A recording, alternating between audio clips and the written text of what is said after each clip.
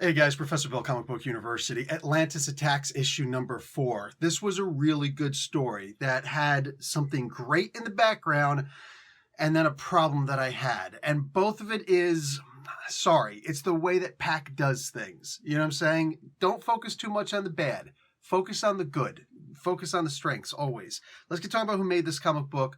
We'll delve into the book a little bit more. The writer is indeed Greg Pak. The artists are Ariel Anandito and Robert Gill. Both did a freaking fantastic job on this. Holy crap, just look at some of this art. Rachel Rosenberg on colors. Letters, VC's Joe Sabino. Cover art by Carlo Pagulayan. I hope I didn't butcher that too bad. Jason Paz and Rain Barreto. This is part 4 of 5, Secrets Revealed. And the secrets are indeed revealed for this because we actually get what's going on in the background. Now, we kind of knew. And I'm saying Pak's depiction of Nien in this, I guess you'd call him the behind-the-scenes main bad guy. Is this possibly my favorite modern-day villain? I mean, I love the way that he's portrayed in this. Holy crap. Like, him being a hologram next to freaking Namor the entire time, egging him on. Namor pointing out, you know I'm going to find you. And he's like, okay, but until you do. It's like, this guy is like that mad genius. It's basically Warner Brothers and Zack Snyder's version of Lex Luthor, except done well. Not by Jesse Eisenberg. You know what I'm saying? Like, this is what I'd like to see in that. Just don't ever put a Jolly Rancher in, unless you're going to make fun of something. Don't ever put a Jolly Rancher in this guy's hand. But I'm loving the freaking depiction of this character in here. Holy crap. Like, I love this for a bad guy. He doesn't think that he's the bad guy. And yet he surrounds himself with victims and always says, oh, can't hurt me because then you're going to hurt them. You can't help but to want to just strangulate this guy. You know what I'm saying? Maybe it involves taking a couple homeless people with him. I don't know. But like, oh my God, the exploitation this guy does. It's for his own benefit. Everything is for his own benefit. But he does good things, seemingly good things that, oh, yeah, I may have screwed this person. You know what I'm saying? I may have screwed these people, but look at what I did for these people. Like, oh my God, you're terrible. Because it's all about the profit for him, man. Wow. Love the depiction of this freaking character. Namor in here is a genuine threat. Like, he is straight up whooping everybody's ass. There's an Imperious Rex moment in here. I'm telling you, you look at that art, bro. If you're gonna have an Imperious Rex, make it epic. I don't care if it's funny. Don't do it too fun. Don't do too many funny things with him, all right? The whole, there are no bagels in Atlantis. I'm not attacking. It's just me. I'm trying to get a bagel in that Angel and Iceman story. That was freaking epic. I loved that. Absolutely loved that. Imperious Rex. But in here, I loved this. Bunch of people pointing out the only time that Namor has displayed that he has the ability to control water was ever since the Phoenix 5 thing. Really would like to see somebody actually point that out. I'm saying I would like to see somebody actually point out, hey, look, this is why he can do these things, because he was never able to do these things before. You know what I'm saying? But he is genuinely portrayed as a true badass. And Pak writes him well, really well. The way that you're, in my opinion, that you're supposed to write Namor is as follows. All right, take notes. Get out your notebook. Time's up. If someone thinks that Namor is a bad guy, they should read a Namor story or a story that Namor is in, and it should confirm their beliefs. If someone believes that Namor is a good guy, the same should happen. It should confirm their beliefs. Because Namor is that character that skirts the right and the wrong and the good and the bad all the time. And if he's written well, it only goes to confirm what the people went into the story believing. Namor's like the worst villain, or Namor's just horrible. I can't stand him. Yeah, and that story should confirm it. Meanwhile, the people like me who are like, dude, I will mark out for a Namor story in a heartbeat. I should say exactly what I'm saying in here. He's depicted really freaking well. Good guy, bad guy, don't care. Just depict him like this. Damn it, this is good. I wonder if Pak would be willing to do a Namor story. Hey, dude, Pak and Anandito and Gil, they're doing great jobs in this. Can we see further from here with Namor? You know what else I'd really like to see? And some people can say this is stupid, so fine, make it a one-shot. But can we see them doing 3D Man? The depiction of him in here. 3D Man is that guy who he basically his powers is everything that he's capable of doing, he does it 3 times better than your average person, which makes him the equivalent of an Olympic athlete in everything, you know?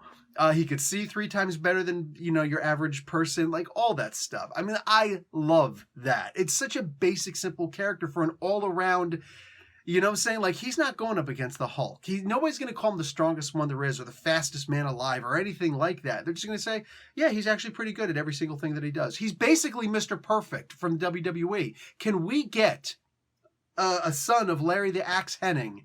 Can we get a Kurt Hennig story out of this team for 3D Man? I would love to see that. Holy crap, more of that, please. Great. Just, he's a background character, and I'm looking at this as like, this does me proud. One of the things that Pac excels at is he's able to take a mundane story, but have an epic thing going on in the background. In this particular case, I don't want to give too many spoilers, but I will say it involves dragons. And not Dungeons and Dragons, not European dragons, no. I don't know if this is a bad word or not, it was never a bad word for me, but the Oriental dragons, you know what I'm saying? The Asian dragons, those dragons of ancient China, you know what I'm saying? Who just had, like, they weren't, like, were they really real or were they concepts? But they weren't about being maligned. They were about wisdom. And these were the sages that you went to or prayed to, you know what I'm saying, in order to get the wisdom that you needed from the divine. These were the beings, the celestial beings, where you didn't have to actually cross over to the other side. You just simply had to commune with the other side to be able to speak with them. They ushered in the dead, the wise of the dead, not the malignant spirits of the dead. You know what I'm saying? Like, it's always, I'm saying, I know I just said so much about the Chinese version of that, but think about, you know, a Japanese Zen type mentality of dragons and the undead. It was very different from, you know, roll 1d20 and then roll damage to you know, to hit this undead specter who's coming after you. No, these are my ancestors. Why would I want to do that? They're the honored ancestors, for crying out loud. Filial piety, for crying out loud.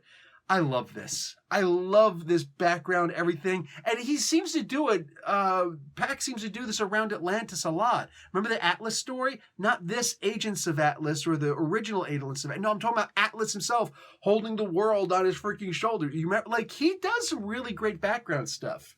Here's where the problem comes in.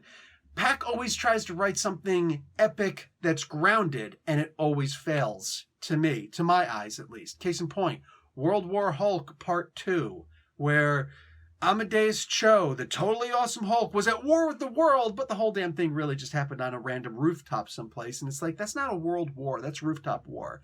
Like, that was almost pitiable. That was terrible. That was genuinely terrible. Dude, I'm not here to fluff anybody's pillows. You know what I'm saying? I'm here to lay down the facts and spit fire. You know what I'm saying? You do a good job, I'm going to praise you for it. You do a bad job, I'm going to critique you for it.